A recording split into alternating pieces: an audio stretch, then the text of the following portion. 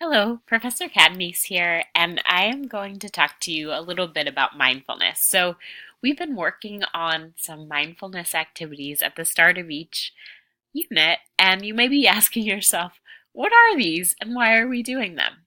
So, I wanted to give you the experience of doing some of these activities and then talk to you a little bit more about it. So, please watch this video and then take the video quiz just to make sure that you retain the information that we talked about in this video.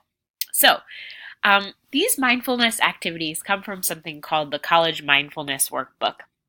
And the idea behind this workbook is that in order to be a good learner and a good thinker, reducing stress is a really good idea. And one way to reduce stress and to have a happier life is to be mindful of what's going on around you, to be aware of what's going on around you, and aware of what's going on inside of you.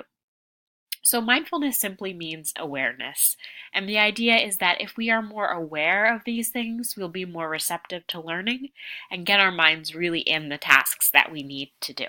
So, just to give you a sense of a little bit about this book, it was written by me and also by my colleague, the fantastic Kate Sanchez. So, Kate and I wrote this book because we noticed that students were really stressed out, and we basically wanted to see if we could do something to help students get more out of their education so that they could feel a little bit less stressed and a little bit more engaged with what they were doing in the classroom. So, if you look in this book, you may have printed it out, you may have gotten a copy from me, or maybe this is the first time that you're seeing the whole book since the activities are also attached in the individual weeks.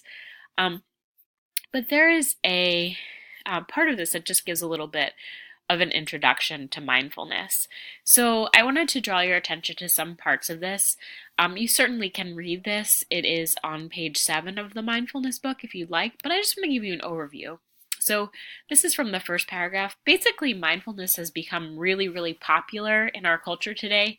You see a whole bunch of adult coloring books like at Michael's and in other art supply stores and even in CVS and Rite Aid, right? And the idea is that people more than ever want to feel more centered and whole in a world that can be really busy and really stressful.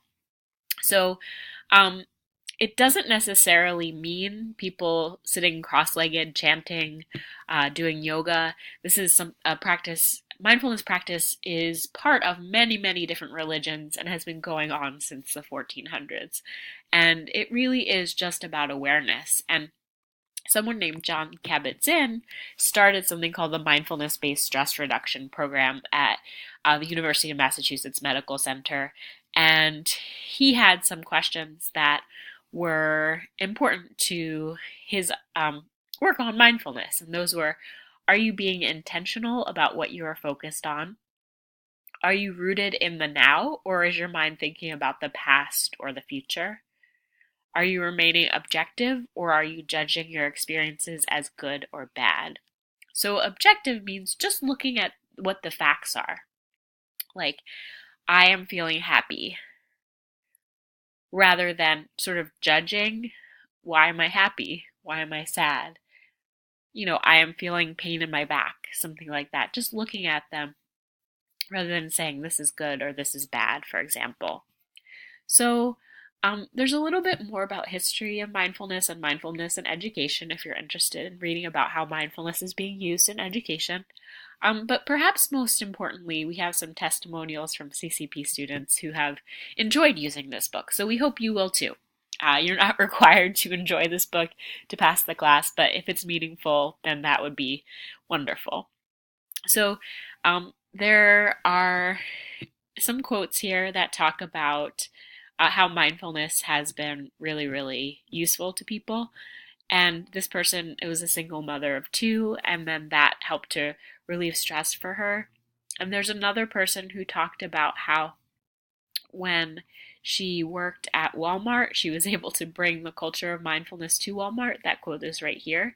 Basically, she felt like her work was stressful, and she was doing the mindfulness activities in Professor Sanchez's class, and then she brought that to Walmart and then learned taught her colleagues at Walmart how to be more mindful with each other and with themselves. So hopefully this will be good. It really is something that's intended to help you, and I'm looking forward to continuing the journey of mindfulness as we go throughout the course.